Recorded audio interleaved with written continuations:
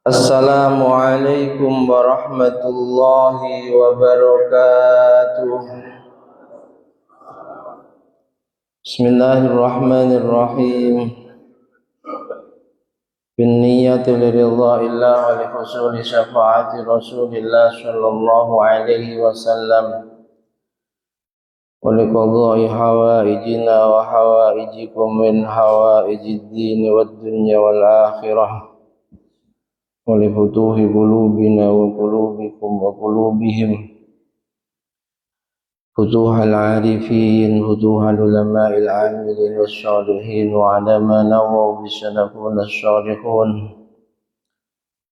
وإلى حضرة النبي المصطفى سيدنا مولانا محمد صلى الله عليه وسلم وعلى آله وأصحابه أجمعين.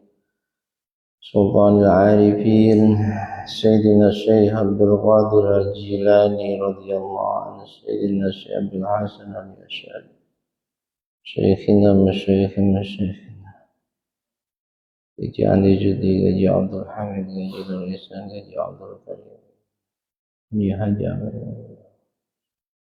وألف الكتب التي تعلمنا وعلمنا سيدنا الإمام محمد بن إدريس الشافعي وسيدي أحمد بن حسين بن أحمد الأشعري وسيدنا عبد الله رحمهم الله وأجركم الله. الفاتحة. أعوذ بالله من الشيطان الرجيم. بسم الله الرحمن الرحيم. الحمد لله رب العالمين الرحمن الرحيم مالك يوم الدين إياك نعبد وإياك نستعين اهدنا الصراط المستقيم صراط الذين أنعمت عليهم غير المغضوب عليهم ولا الضالين.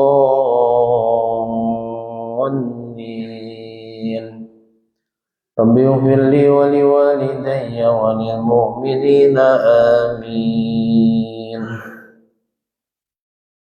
الحمد لله الذي علم بالقلم وعلمنا القرآن وعلم الإنسان ما لم يعلم. اللهم صل وسلم على سيدنا ومولانا محمد صلى الله عليه وسلم خير الأنام وعلى آله وأصحابه النجباء البررة الكرام. سبحانك لا علم لنا إلا ما علمتنا إنك أنت العليم الحكيم. رب اشرح لي صدري ويسر لي أمري واحلل عقدة من لساني يفقه قولي آمين. أما بعد. Yang sangat kami hormati, kami muliakan segenap jajaran pengurus dan Dewan Kemakmuran Masjid Amanatul Ummah Perumahan Duta Mas. Yang juga sangat kami hormati, kami muliakan bapak-bapak, ibu-ibu, hadirin wal hadirat jamaah salat subuh Masjid Amanatul Ummah, kaum muslimin muslimat, mukminin mukminat rahimana wa rahimakumullah wa as'adakumullah. Alhamdulillahi rabbil alamin. Mari senantiasa kita panjatkan kehadirat Allah Subhanahu wa ta'ala yang kembali di pagi hari ini masih berkenan melimpahkan berbagai macam karunia-Nya kepada kita, terutama karunia berupa nikmatil iman wal Islam, sehingga kita bisa menjaga keistiqomahan kita melaksanakan sholat fardu subuh secara berjamaah, dan kita lanjutkan zikir kepada Allah lewat majlis ilmu sampai waktu syuruk, Mudah-mudahan Allah meridhoi kegiatan mulia kita ini, istiqomah dan membawa barokah, manfaat juga maslahah fid din wad dunya hatta al-akhirah. Amin amin Allahumma amin. Bapak Ibu jamaah semuanya yang dirahmati Allah, pagi hari ini sebenarnya jadwal beliau Ustadz Rashid ya, karena beliau masih sakit, saya dihubungi oleh DKM untuk sementara menggantikan beliau, dan kajian beliau bukan kajian fikih tapi kajian tafsir. Ya, pagi hari ini kita juga akan menyampaikan kajian tafsir karena tidak ditentukan materinya, yang penting kita ngaji tafsir pagi hari ini. Mudah-mudahan bermanfaat, amin Allahumma. Pagi hari ini Bapak Ibu jamaah semuanya yang dirahmati Allah, materi kita tafsir surah Ali Imran ayat 133 sampai 135. Bismillahirrahmanirrahim. Qala al-muallif rahimahullahu ta'ala wa nafa'ana bihi wa bi'ulumihi wa bi asrarihi wa bi anwarihi fid dharaini amin. Allah Subhanahu wa ta'ala berfirman, A'udzu billahi minasy syaithanir rajim. Bismillahirrahmanirrahim. Wasari'u ila maghfiratin min rabbikum wa jannatin arduhas samawati wal ard u'iddat lil muttaqin. Ayat 133. Alladzina yunfiquna fis sarra'i wad dharra'i wal kadhiminal ghaidh wal 'afina 'anil nas wallahu yuhibbul muhsinin. Ayat 134. Walladzina idza fa'alu fahishatan aw zalamu anfusahum dzakarullah fastaghfaru lidzunubihim wa may yaghfirud dzunuba illallah wa lam yusirru ala ma fa'alu wa hum ya'lamun. Ayat 135. Bapak Ibu, menafsiri Al-Quran itu tidak boleh menurut saya. Kalau mendengar penceramah kok menyampaikan dari Al-Quran lalu nafsirkannya menurut saya, itu bahaya itu. Sebab tafsir itu ada dua. Yang pertama namanya tafsir birra'yi, menafsiri Al-Quran berdasarkan pendapatnya, padahal dia bukan ulama, dia tidak paham tentang ilmu bahasa Arab yang meliputi nahwu, shorof, balaghah. Dia juga tidak paham ulumul Quran. Tidak boleh bagi orang yang belum memenuhi syarat menjadi mufassir menafsiri Al-Quran berdasarkan pendapatnya.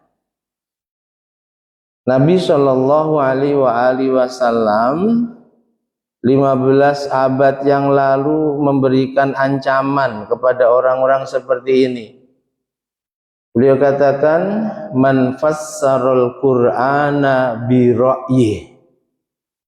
Orang nafsiri Quran menurut saya, arti ayat ini adalah, penjelasan ayat ini adalah bukan terjemahan loh ya, bukan sekedar arti, tapi tafsirannya.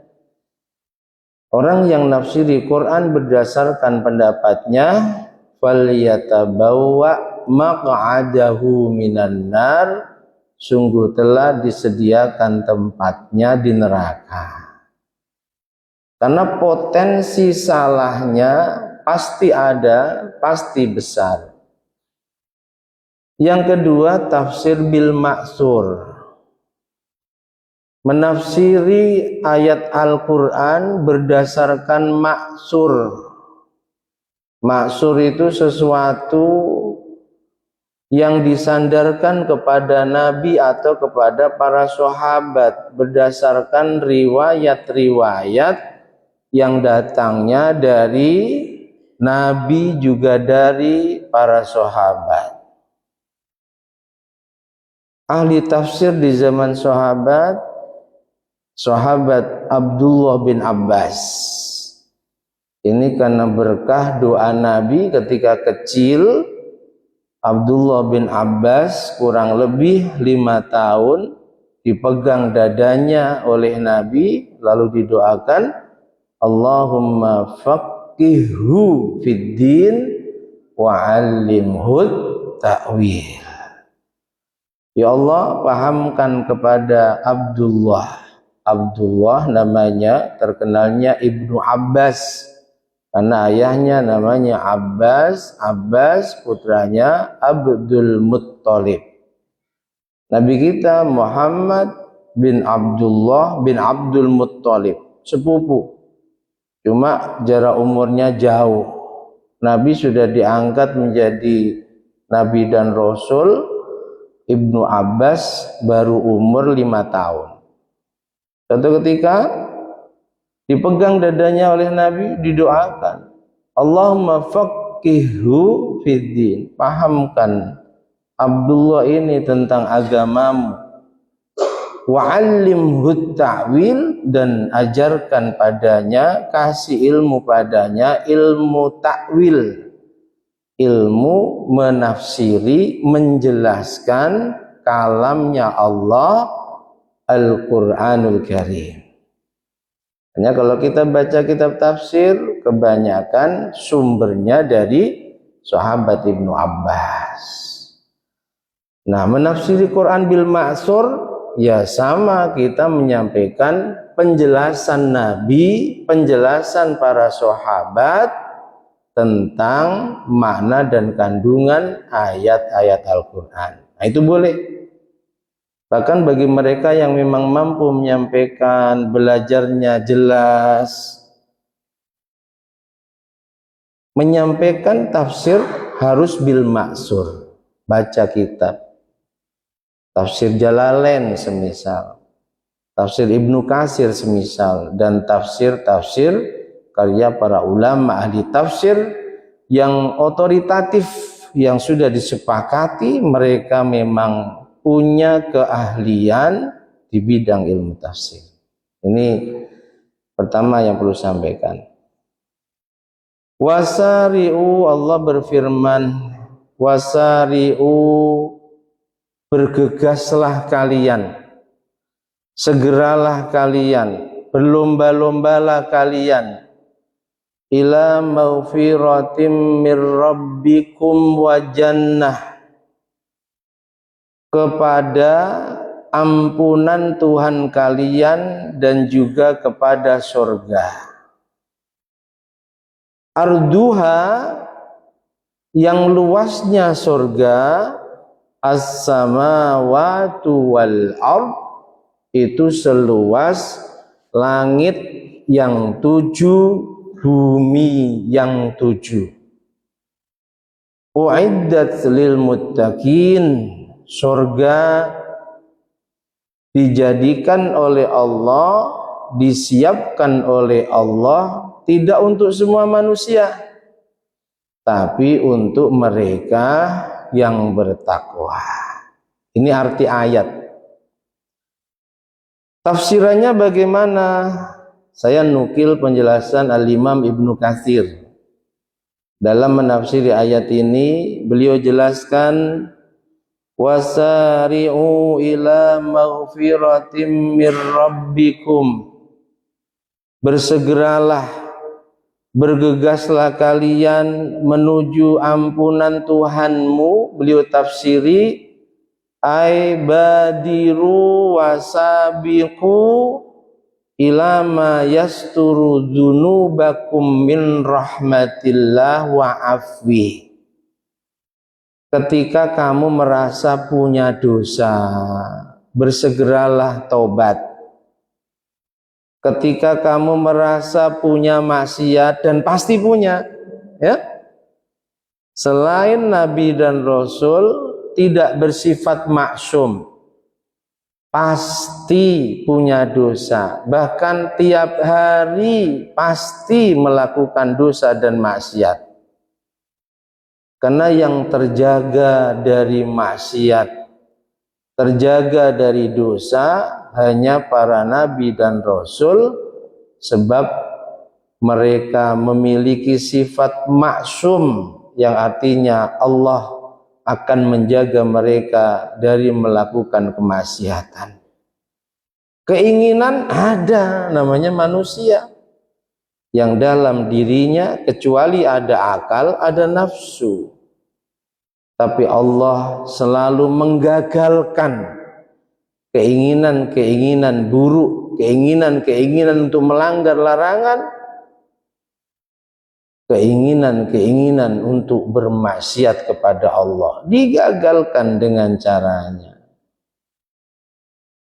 Nabi selama hidupnya pengen maksiat itu 2 kali, pengen maksiat, tapi digagalkan oleh Allah. Dengan cara apa? Dibuat ngantuk, gak bisa ditahan, tidur.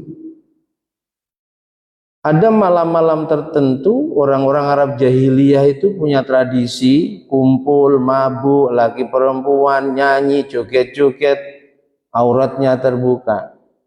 Nabi muda juga pengen kayak apa sih kumpulan mereka itu. Tapi karena beliau sejak muda sudah terkenal orang baik, akhlaknya luhur, bahkan sampai diberi gelar Al-Amin, mau berangkat masih terang itu malu. Akhirnya nunggu sampai gelap baru gabung dengan mereka. Niatnya nunggunya di atas gunung. Allah gagalkan itu dengan cara dibuat ngantuk yang nggak bisa ditahan, tertidur, bangun-bangun sudah siang. Maksum 2 kali dalam hidupnya. Kita nggak punya sifat maksum, sehingga andai kita bermaksiat dimaklum. Bahkan kalau sampai manusia ini tidak bermaksiat, Allah murka. Tapi bukan berarti maksiat diperintahkan, ya.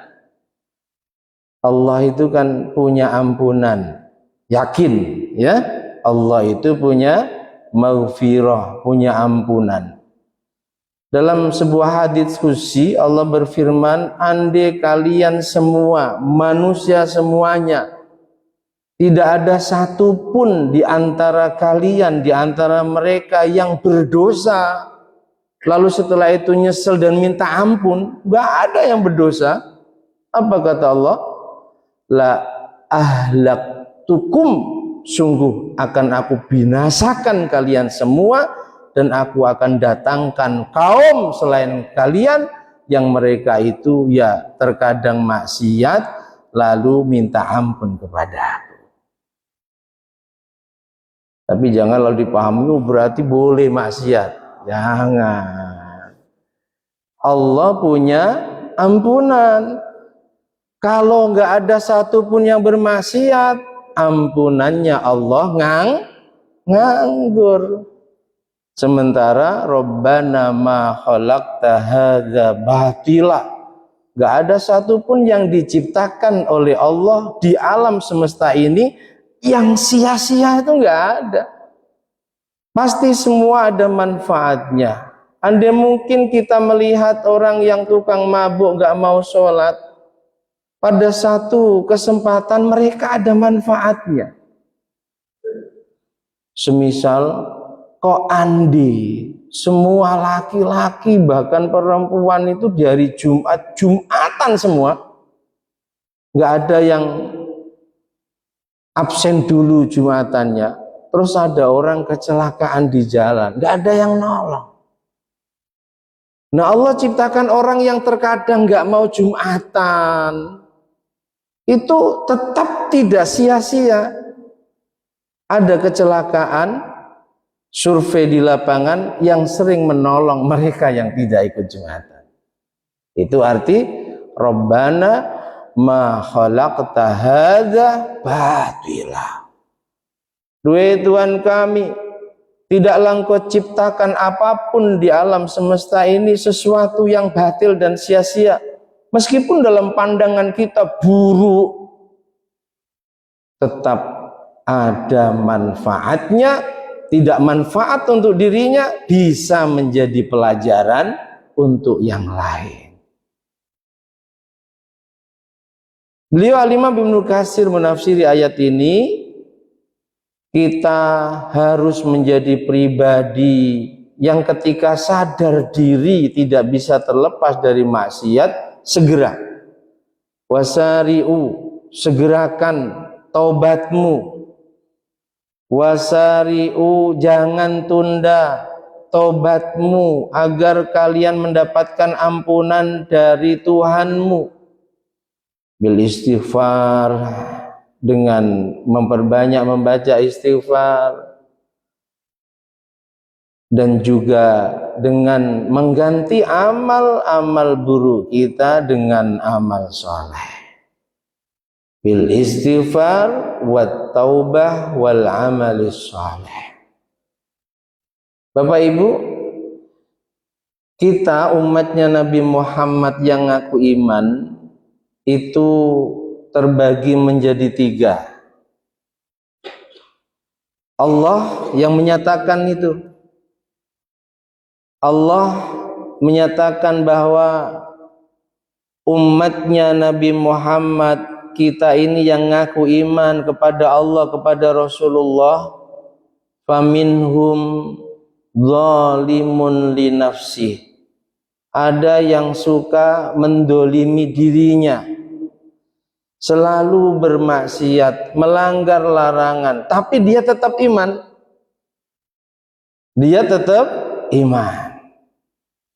Mayoritas ulama mengatakan kemaksiatan yang dilakukan oleh seorang hamba yang beriman itu tidak secara otomatis menghilangkan keimanannya. Sehingga ada istilah mukmin fasik. Dia mukmin beriman tapi dia ahli maksiat. Ini golongan pertama. Mudah-mudahan kita tidak golongan yang ini ya, yang selalu zalimun li nafsi, mendolimi diri kita dengan melanggar larangan. Wa minhum muqtasid. Golongan yang kedua, golongan yang muqtasid. Muqtasid itu yang pertengahan. Muqtasid ditafsiri oleh para ulama, mereka yang ibadahnya itu hanya yang wajib, yang ditinggalkan pun juga hanya yang haram, tidak mau menambah ibadahnya dengan an-nawafil, perkara-perkara yang sunnah, juga tidak mau meninggalkan larangan yang hukumnya tidak sampai haram tapi makruh. Ibarat pedagang itu nggak dapat untung, kata Imam Al-Ghazali. Memang ketika seseorang beriman dan selama hidupnya kewajiban dikerjakan, yang haram ditinggalkan, meskipun tidak satu pun perkara sunnah dikerjakan, cukup untuk modal masuk surga, cukup. Cuma ibarat pedagang, dia nggak punya untung. Kewajiban, keharaman itu modal dagang kita. Kalau selama hidup itu saja yang kita lakukan, ya balik modal.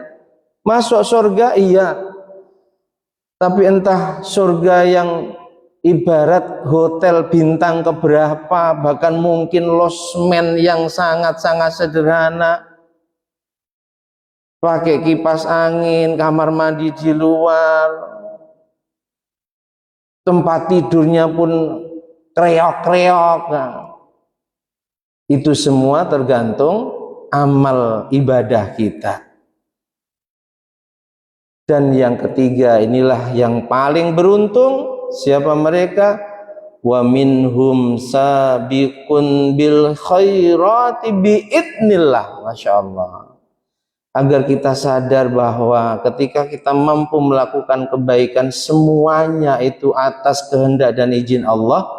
Allah tegaskan, bukan hanya yang ketiga itu, wasabiqum bil khairat, sang juara, wasabiqun bil khairat, orang yang tidak mau kalah dalam masalah kebaikan, wasabiqum bil khairat, orang yang berupaya selalu menjadi nomor satu dalam kebaikan, to be champion, jadilah sang juara dalam kebaikan. Tetap Allah kasih keterangan biidnillah.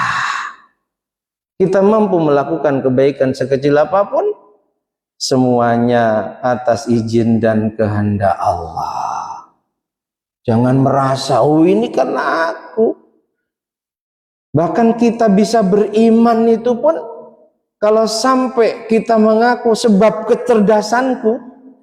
Kebanyakan ini orang yang dulunya non muslim lalu masuk Islam, itu kan dalam testimoninya mengatakan bahwa setelah aku pelajari berbagai macam kitab suci, aku bandingkan, ternyata Quran yang terbaik. Dia bertauhidnya, berimannya kepada Allah, itu merasa karena kecerdasannya dalam menggali isi kitab-kitab suci, dibandingkan, lalu akhirnya dia masuk Islam. Ini kalau kita ngaji kitab hikam, Bapak Ibu, Imam Dunnun al-Misri mengatakan, orang yang mentauhidkan Allah tapi merasa dia bisa beriman mentauhidkan Allah karena kecerdasannya, tauhid yang seperti itu tidak bisa menyelamatkannya dari neraka. Kita mentauhidkan Allah, iman kepada Allah, itu ya sebab semata-mata Allah memberikan anugerah besar tersebut. Bukan kok sebab kita cerdas selalu bisa memilih, terbuka mata kita, mata hati kita yang benar Islam, bukan. Tapi karena Allah memilih kita, menganugerahi iman, sebab Nabi katakan, la yu'tillahul iman, sungguh Allah tidak memberikan iman illa liman yuhibbuh, kecuali hanya pada orang-orang yang dicintainya. Beda ketika innallaha yu'tid dunya, dunia Allah kasihkan kepada liman yuhibbu wa liman la yuhibbu, kepada yang dicintainya juga kepada yang dimurkainya. Maka berusahalah menjadi golongan yang ketiga, sabiqum bil khairat, dalam kebaikan jangan mau kalah dengan yang lain, selalu menjadi sang juara. Kalau dia bisa istiqomah jamaah, saya juga harus bisa. Kalau dia bisa tiap hari hadir di majelis, bukan hanya 1-2 majelis, saya harus lebih banyak lagi menghadiri majelis-majelis ilmu, majelis-majelis zikir. Sabiqum bil khairat biidnillah, itulah sang juara yang ibarat dia seorang pedagang, bukan hanya sekedar masuk surga, tapi surganya kelas VIP, very important person. Entah benar entah salah walam. Saya pernah dengar begitu. Surga yang bintang 5, surga yang kamarnya berdampingan dengan kamar Rasulullah.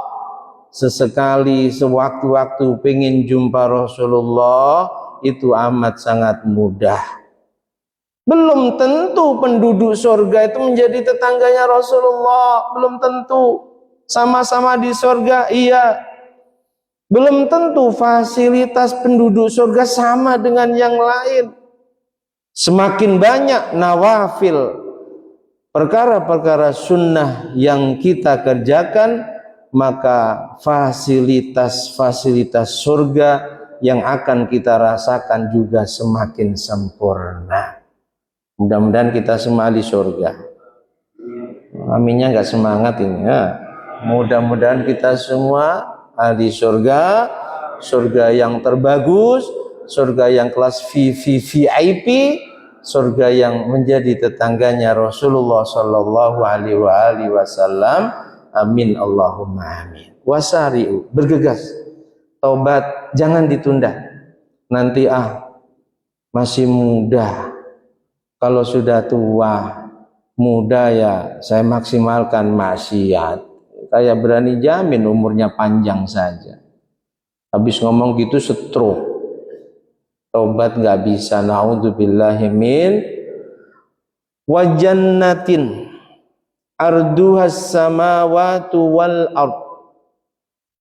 Bergegaslah juga melakukan perkara yang bisa menyebabkan kamu masuk surga. Apa itu? Amal soleh. Cukup amal soleh yang diterima. Jangan hanya memburu kuantitas sementara kamu abaikan kualitas. Kalau bisa kuantitas juga kualitas. Karena sungguh tidak semua amal soleh diterima oleh Allah. Dan sungguh tidak semua amal soleh bisa menyelamatkan kita dari siksanya Allah, murkanya Allah. Banyak nanti kata Nabi, umatku yang begitu pede sebab merasa punya banyak amal soleh, dibawa ke hadapan Allah, tak satu pun amal solehnya diterima oleh Allah. Naudzubillahi min.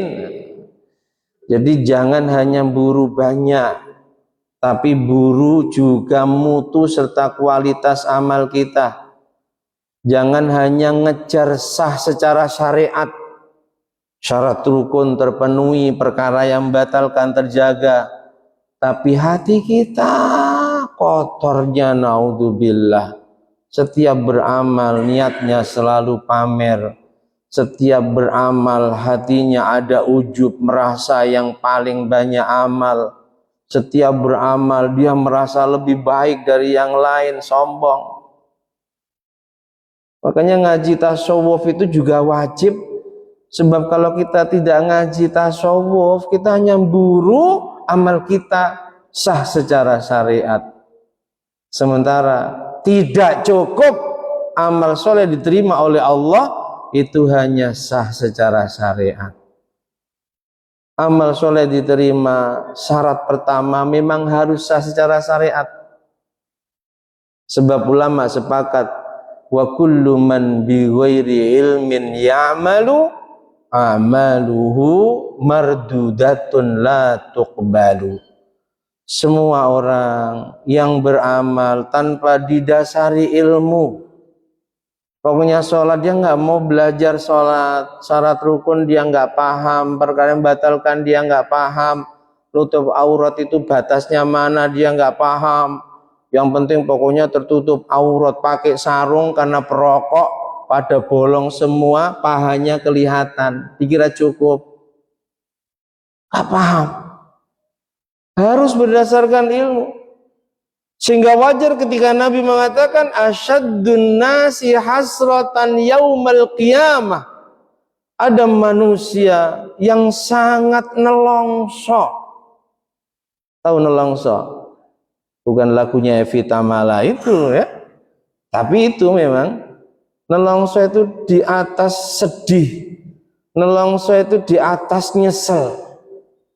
Grantes kalau orang Jawa, nyesel grantes, idepo. Tahu kayak gini dulu di dunia, tahu kayak gini dulu di dunia, tapi nggak mungkin dikembalikan lagi di dunia. Siapa mereka yang paling nyesel di hari kiamat? Mereka yang ahli maksiatkah? Tidak. Tapi Nabi katakan manusia yumkinuhu tolabul ilm. Allah kasih kesempatan dia bisa ngaji, belajar ilmu, hadir di majelis ilmu. Walam yatlubhu, tapi dia tidak mau gunakan kesempatan itu. Pede pada amalnya, padahal enggak sesuai syarat rukunnya. Membawa seabrek amal solehnya ke hadapan Allah, tak satu pun diterima karena amalnya tidak didasari dengan Pengen rugi seperti itu, Pak? Bu? Pengen rugi seperti itu? Pengen rugi? Tentu tidak. Kayaknya ngaji ya. Kalau sudah ngaji rajin gak paham-paham, tetap saja salah dalam baca Quran, tetap saja salah dalam praktek sholat, tetap saja salah dalam praktek puasa. Tapi dia ngaji, barokah dia ngaji, kesalahannya diampuni oleh Allah, kekurangannya disempurnakan oleh Allah. Tapi kalau nggak mau ngaji, salah. Ngaji Quran, salah. Yang ketiga, orang baca Quran salah bacanya dan dia nggak mau ngaji, maka masuk dalam orang-orang yang diancam Rasulullah 15 abad yang lalu. Rubbatalil Quran wal Quranu yal'anu. Banyak nanti umatku ahli baca Quran, tiap hari dia baca Quran, tapi sungguh Quran yang dia baca tidak mendatangkan kebaikan padanya, tidak mendatangkan manfaat baginya. Wal Quranu yal'anu, Quran melaknatnya. Naudzubillahi min. Saya ngaji hadis ini pertama bapak saya. Sebenarnya nggak ada dalil, tapi untuk menakut-nakuti agar santri mau ngaji Quran benar-benar, itu beliau jelaskan Quran melaknat itu ya Quran yang dibaca salah akan menjadi bara. Lah kalau kamu kirim Quran yang salah-salah pada orang tuamu di alam kuburnya, ya kamu kirim bara untuk membakarnya. Tapi ini nggak ada dalil ya, nggak ada dalil. Cuma agar kita sungguh-sungguh mau belajar Quran. Yang jelas kalau redaksi hadisnya wal Quranu yal'anu. Tapi kalau kita tetap ngaji Quran, ternyata masih salah-salah, barokahnya ngaji salah diampuni, dimaafkan, kekurangan disempurnakan. Alhamdulillah, jangan sepelekan ngaji ya. Jangan hanya buru kuantitas, jumlah, banyak sholat sunnah, banyak baca Quran, tapi juga buru kualitasnya. Sebab amal soleh yang diterima itu harus amal soleh yang berkualitas. Dikatakan berkualitas, satu syaratnya sesuai tuntunan syariat, harus ngaji. Yang kedua, luruskan niat, tata hati, agar setiap kita melakukan kebaikan benar-benar ikhlas karena Allah. Paham ya? Tapi juga nggak boleh menghentikan amal nunggu ikhlas, nggak boleh itu. Loh, kok nggak nampak lagi di masjid, Bang? Kata Pak Kiai, sia-sia kalau kita nggak ikhlas, nunggu nanti setelah bisa ikhlas saya ke masjid lagi. Ya, terus sampai kapan kamu ikhlas, bro? Imam Masyarani mengatakan tarkul amal li ajlin nas riya, al amalu lin nas musyrik. Tarkul amal li ajlin nas riya, menghentikan amal karena manusia. Loh, kok nggak nampak lagi ngaji? Masih nata hati. Nanti kalau sudah tertata hatiku, ikhlas, baru ngaji lagi ya. Kawan-kawan kamu sudah ngaji ribuan majelis, sampai kamu mati masih nunggu ikhlas, ya rugi kamu. Itulah sejatinya riya, kata Imam Asy-Syarani. Tetap ngaji, tetap jamaah, tetap sedekah. Meskipun mungkin hati kita belum bisa ikhlas karena Allah, tetap kerjakan ibadah sebanyak mungkin. Jadilah golongan yang ketiga, wasabiqum bil khairat biidnillah. Selalu menjadi sang juara dalam kebaikan, tidak mau dikalahkan oleh yang lain. Itu namanya musabaqah, berlomba-lomba dalam kebaikan diperintahkan. Kita kadang nggak mau berlomba-lomba dalam kebaikan, padahal kalau dalam keburukan atau yang nggak jelas, sia-sia, kita Masya Allah semangatnya luar biasa. Allah pun juga perintahkan fastabiqul khairat, berlomba-lombalah kamu dalam kebaikan. Ya, nanti dikatain orang begini, perkataan orang gak akan mempengaruhi amalmu kepada Allah. Gak usah didengarkan. Anjing menggonggong, kafilah berlalu, kafilah rombongan dagang menuju surganya Allah. Apapun orang mengatai kita, berbicara tentang apa yang kita lakukan, gak usah didengarkan. Anggap mereka anjing yang menggonggong. Sanggup Bu? Kita ini kadang melakukan kebaikan agak rajin sedikit, ada yang ngomongin merajuk. Kita ini benar ya, dipuji semangat, gak ada yang muji, malah dicela, dicurigai, merajuk. Kita ini, kita la haula wala quwata illa.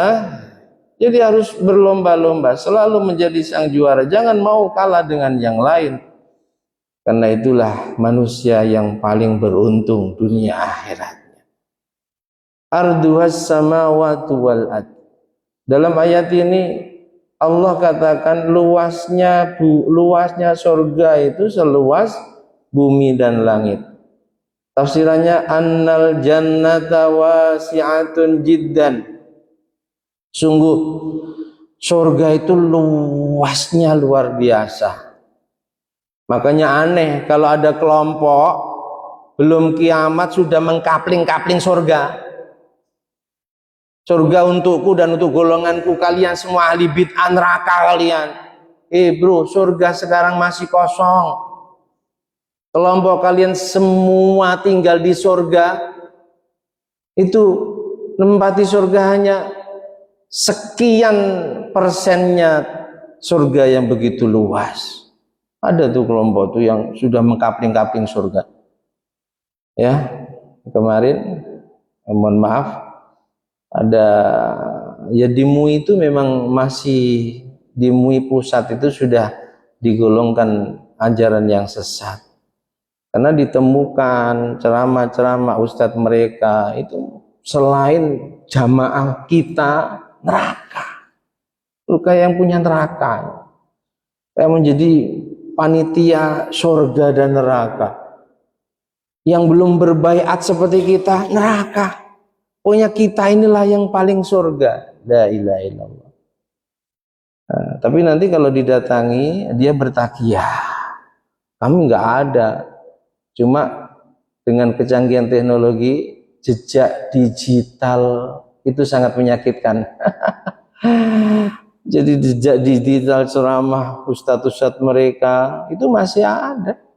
Dan memang mendoktrin jamaahnya bahwa yang ahli surga hanya kelompoknya. Sudah masuk syuruk ya.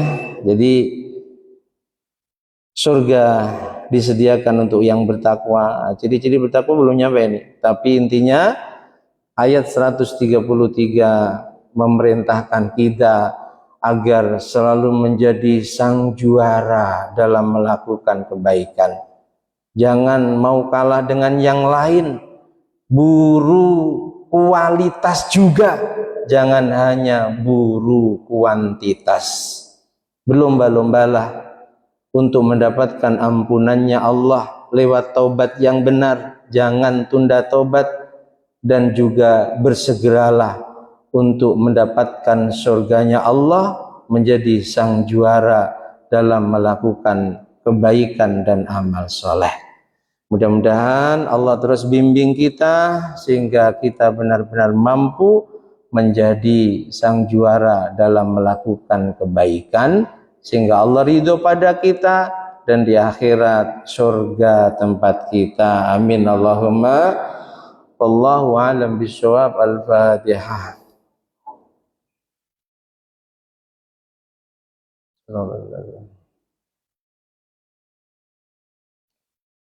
Bismillahirrahmanirrahim. Alhamdulillahi rabbil alamin. Allahumma salli wa sallim ala sayyidina Muhammad wa ali sayyidina Muhammad. Ij'al ya Allah jam'ana hadza jam'an marhuma waj'al tafarruqana min ba'dihi tafarruqan ma'suma. Allahumma anfa'na ma 'allamtana wa 'allimna ma yanfa'una zidna ilman nafi'a wa amalan shalihan. Allahumma arinal haqqa haqqan warzuqna ittiba'ah wa arinal batila batila warzuqna ijtinabah. Allahumma ya Allah ij'alna min ahlil istiqamah, ij'alna ya Allah min ahlil istiqamah warzuqna husnal khatimah. Wasi'alina rizqana wa'atif alina khalqaka birahmatika ya arhamar rahimin. Rabbana taqabbal minna innaka antas samiul alim.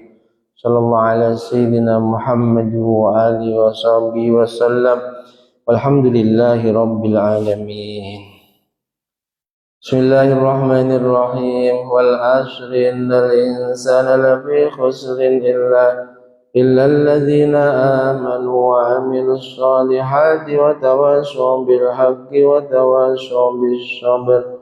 Subhanakallahumma wa bihamdika asyhadu an la ilaha illa anta astaghfiruka wa atubu ilaik. Subhanallahi wa bihamdihi adada khalqi wa ridha nafsi wa zinata arshih wa midada kalimatih. Subhanallahi wa bihamdihi adada khalqi wa ridha nafsi wa zinata arshih wa midada kalimati. Subhanallahi wa bihamdihi adada khalqi wa ridha nafsi wa zinata arshih wa midada kalimati. Subhanallahi walhamdulillah wa la ilaha illallah wallahu akbar wa la hawla wa la quwwata illa billahil aliyyil azim. Adada ma 'alima Allah wa zinata ma 'alima Allah wa mil'a ma 'alima Allah. Demikian, ada kurang dan lebihnya mohon maaf. Akhirul kalam, wallahul muwaffiq ila aqwamit thoriq wal 'afwu minkum. Assalamu alaikum warahmatullahi wabarakatuh. Sallu ala Nabi Muhammad sallallahu ala Muhammad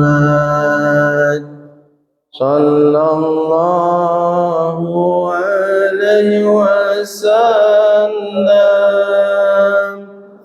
Sallallahu ala Muhammad sallallahu alaihi wasallam. Ya Nabi salam alaika, ya Rasul salam alaika, ya Habib salam alaika. Salawatullah sallallahu ala Muhammad sallallahu alaihi wasallam sallallahu ala Muhammad sallallahu alaihi wasallam sallallahu alaihi wasallam Allahumma shalli wa sallim wa barik alaihi